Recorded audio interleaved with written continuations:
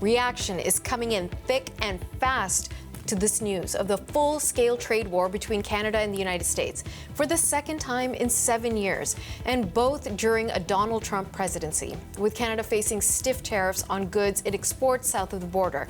Well, the Prime Minister last night announced a tit-for-tat tariff on a lengthy list of products that come in on the opposite direction. And today we're hearing from more provinces about the actions they are planning on taking, including just last hour we heard from Manitoba's Premier Wab Kinew. He says he will be unveiling a new measure to support the provincial economy every day this week. But as we go further into this scenario of living with the Trump tariff tax, then we need to seriously shift our habits towards Canadian products, Manitoba destinations, and resources that are going to keep money in our own pockets here. This is not about retaliation.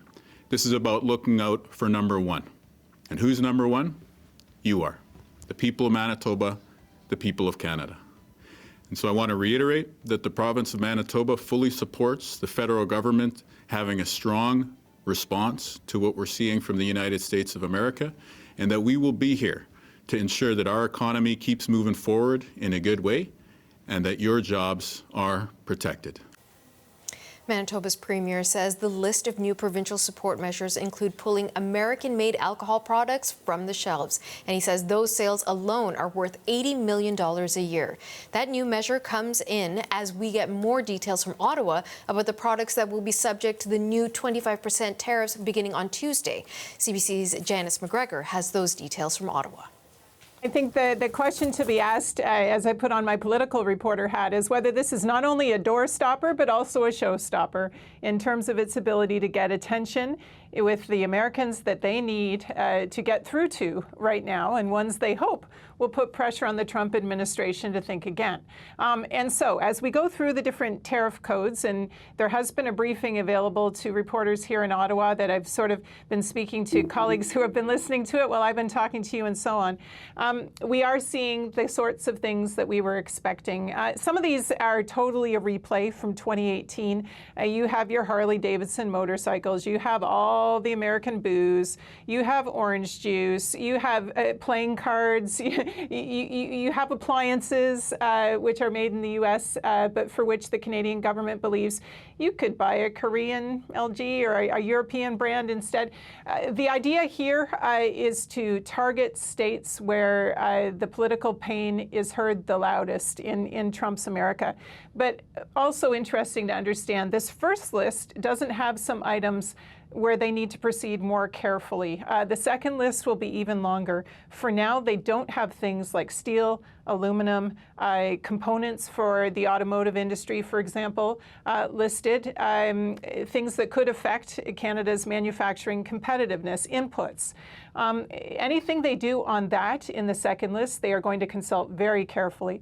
That is why they have kind of this 21-day period now before the second list would come into effect. But in telling us the dollar value of the second list, the intention is to make it understood in the U.S. that there is more pain coming, that this is something that ratchets up and gets worse for them. Really interesting for me on the first list was to see some supply-managed farm goods included. Of course, these are goods that normally have prohibitively high tariffs anyway, adding another 25%. Who cares? It's already, in the hundreds of percentages. But what Canada had agreed to under CUSMA, the new NAFTA, was a certain amount of those products to come in tariff-free, a concession that Donald Trump specifically negotiated to help out, for example, dairy farmers in key states.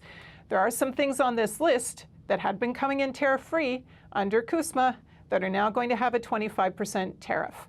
We're working to get the exact value of that, and it's not a complete kind of ripping up of that part of CUSMA, but for some of these items, it is intended. I think it's a political shot right where they know there could be some noise generated.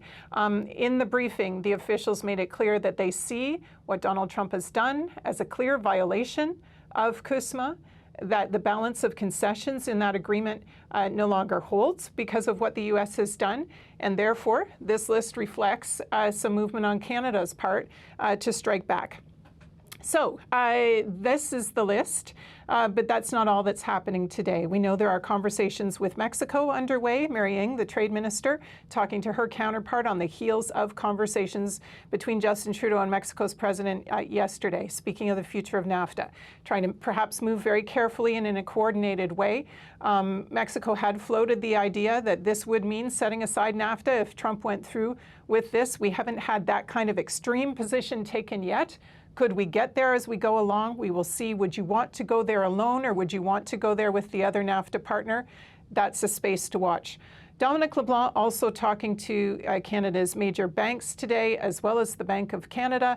The finance minister has to manage this list in the context of the inflation it creates here in Canada, because of course, tariffs, taxes, that makes prices go up. We are trying to get a handle on inflation in this country.